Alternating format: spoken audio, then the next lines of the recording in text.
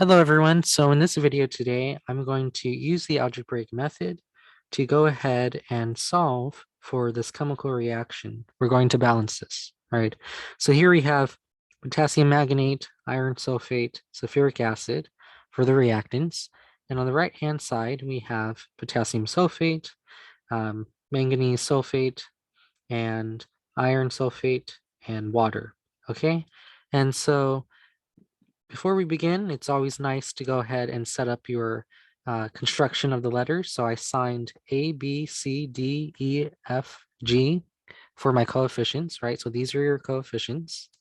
And we go ahead and write it on the right-hand side, A, B, C, D, E, F, G, right?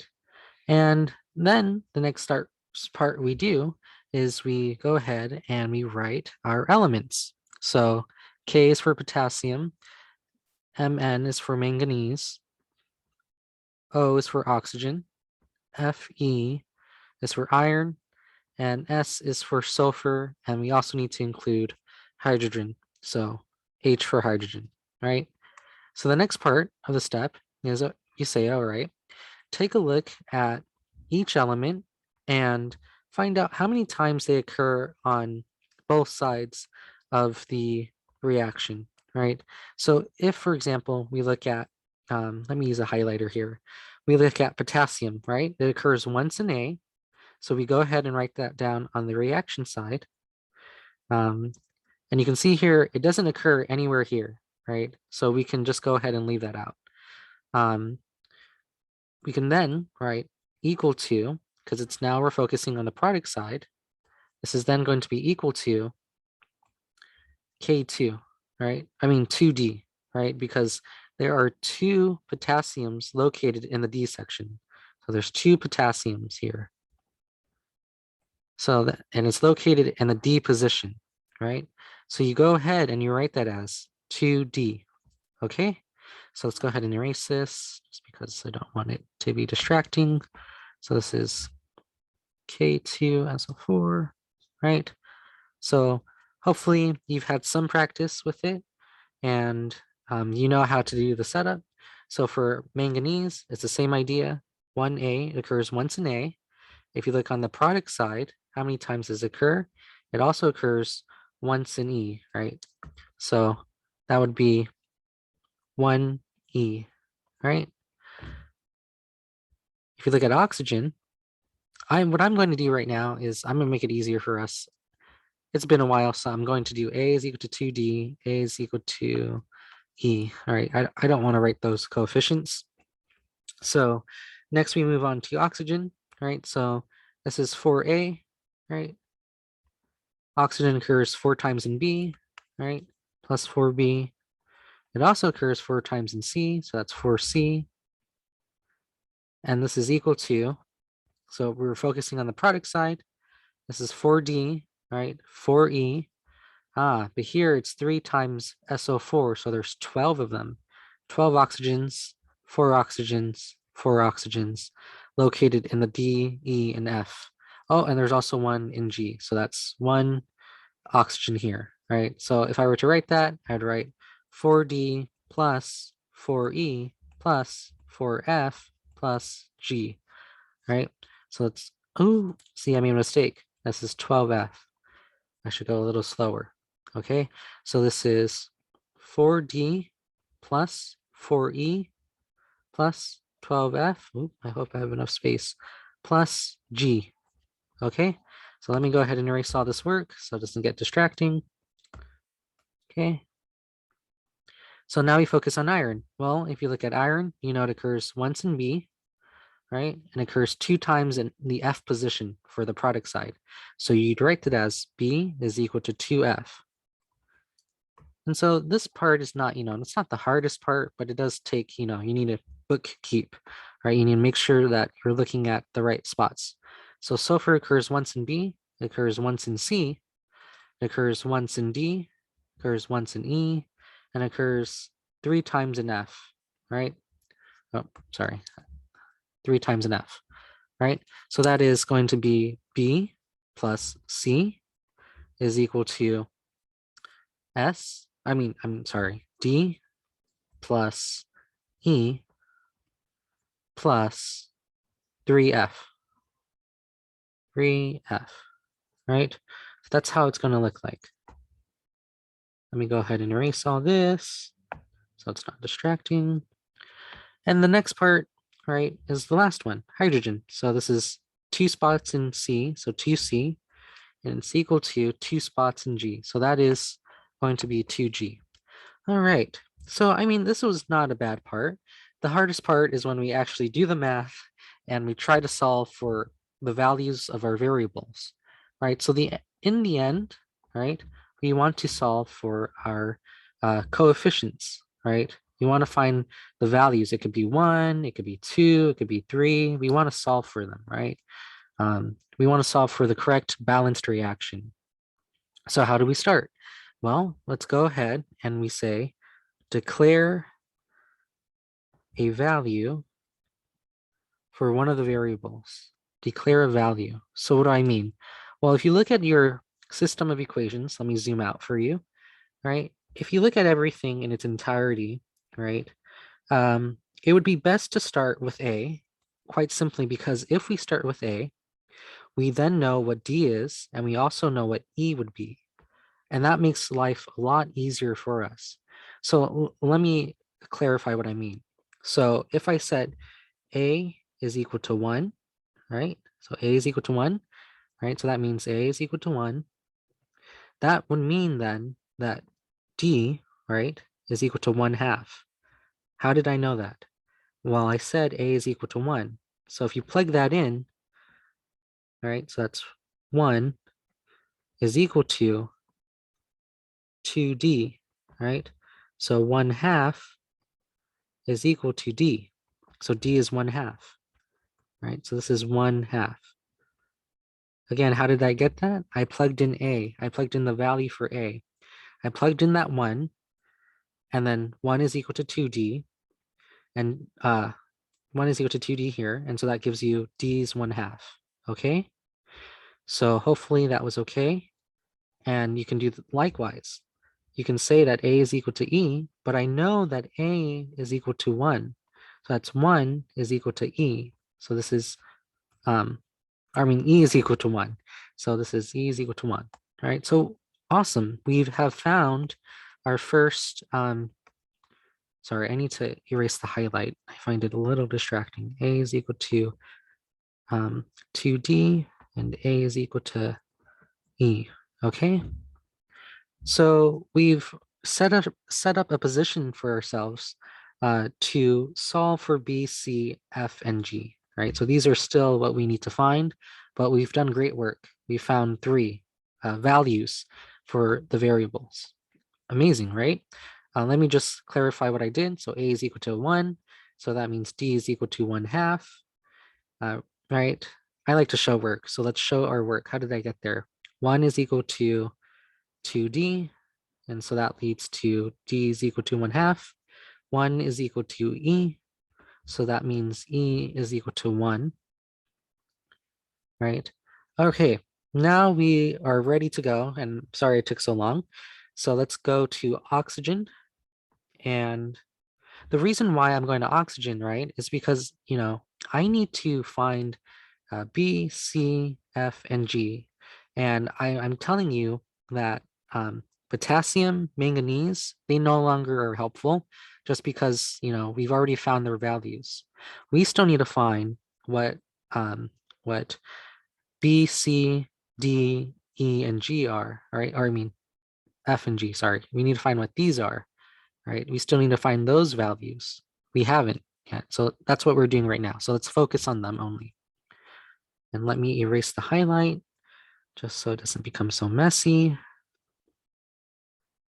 Okay. All right. Let me go ahead and write down oxygen. So, oh, you know what I could do? I could just do, this is nice because now I'm on a laptop. So I can go ahead and just copy this. So copy, right? And then we'll just go ahead and paste that. Makes life much simpler. Oh, it's already in a nice position. Okay, so we know what A, D, and E are, so let's go ahead and plug them in. So 4 times, I'll do it in red, plus 4b. You can scroll ahead or you can skip past this if you already set this up, but I'm just going to do it right now. So this is 4c is equal to 4d, but we said d, right, was 1/2, right? And we also said that e was 1, right? So this is 1.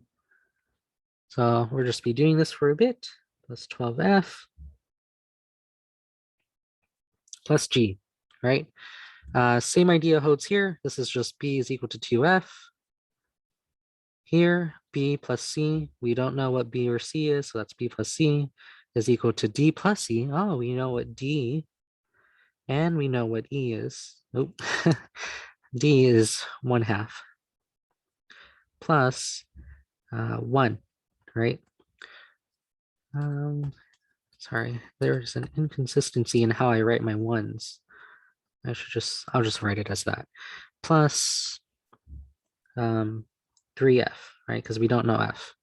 And then 2c is equal to 2g. We can simply just say c is equal to g, right? Okay, now we're at a really good position. And let's go ahead and let's move over. So I'll draw an arrow to refocus our train of thought, right? So look what we've done so far. Okay, so now we have a system of equations. How do we go about doing that? Let me actually write out the answer, not the answer, but let me write out the finalized systems.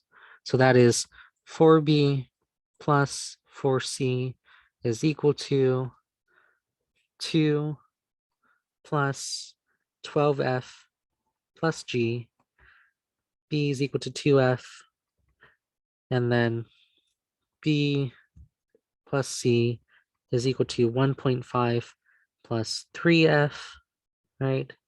And c is equal to g. So quite simply, I've just rearranged, right? These values here, 4 times 1/2 is 2, 2 plus 4 is 6. I moved over some things, right? So that's what I did here. This is what I did here. I just, I simplified it even further to make it look nicer, right? All right, here's the fun part.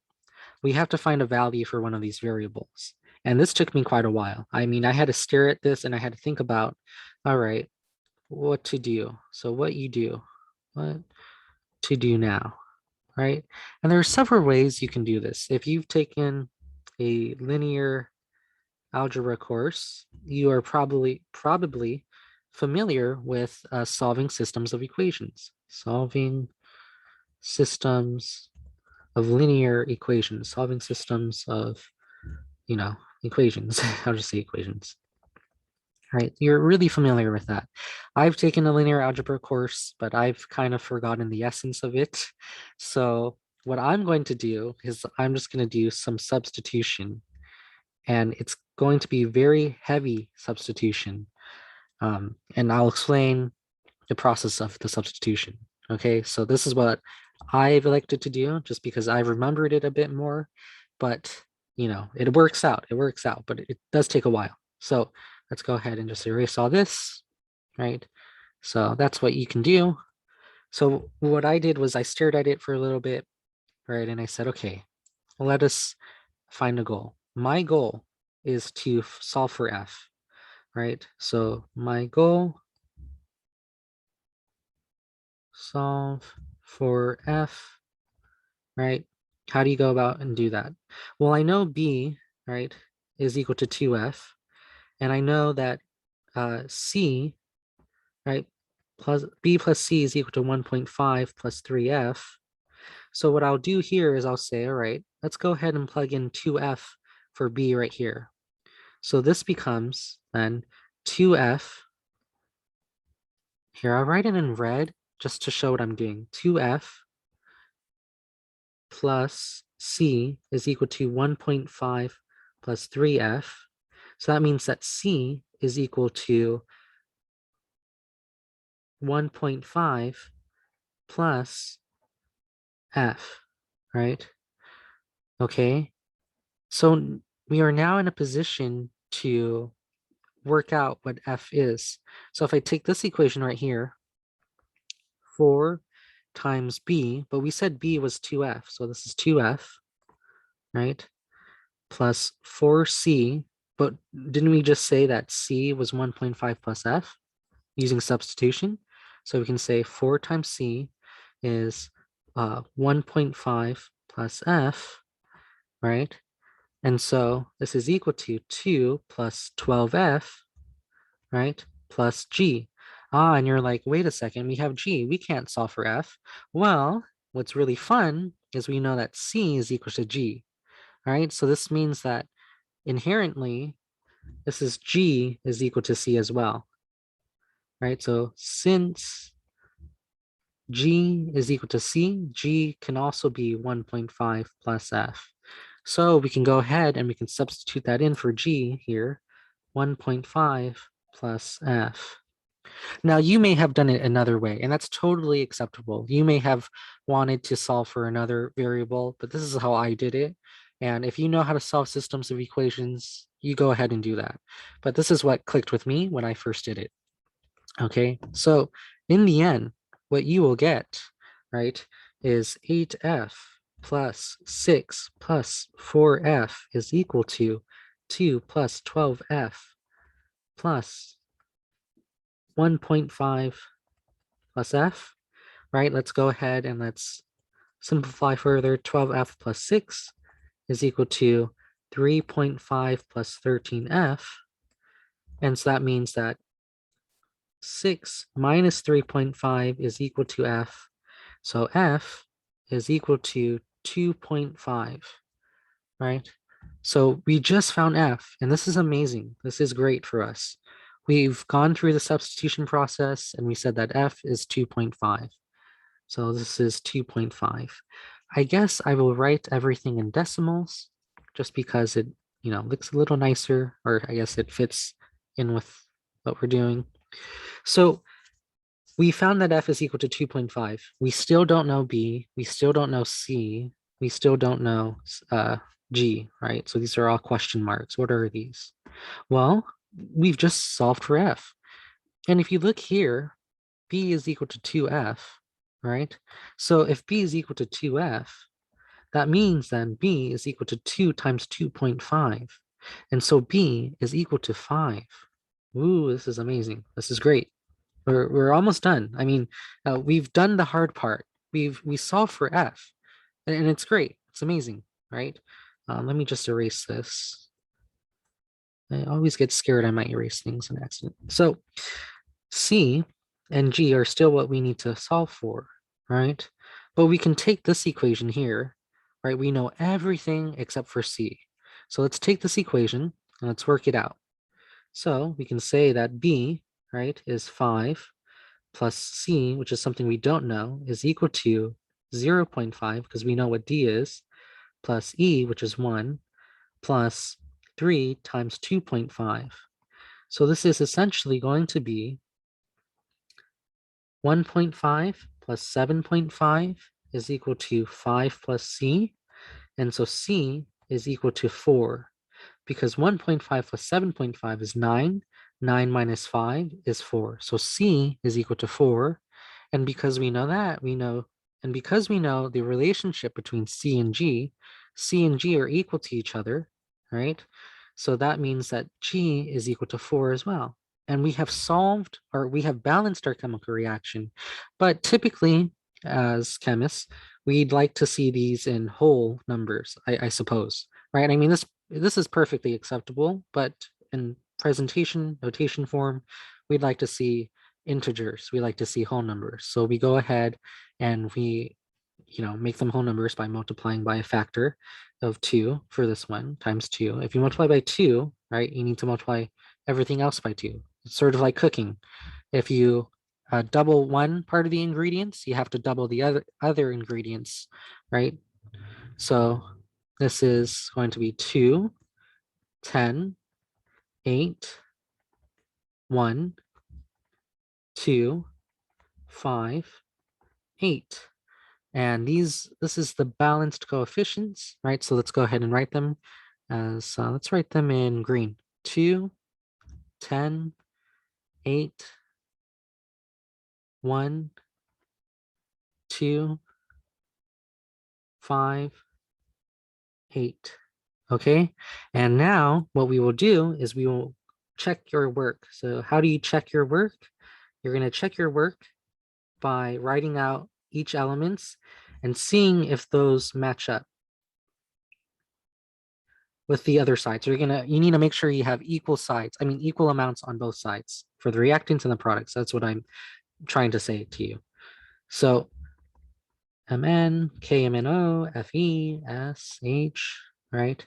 This is the reactant side. You also need to check the product side. And in the end, you want this to balance out because that was the overall goal, right? We wanted this to balance. So we take a look at KMnO, right? I mean, we take a look at potassium and we see that there's only 2 on this spot. So that's 2 here.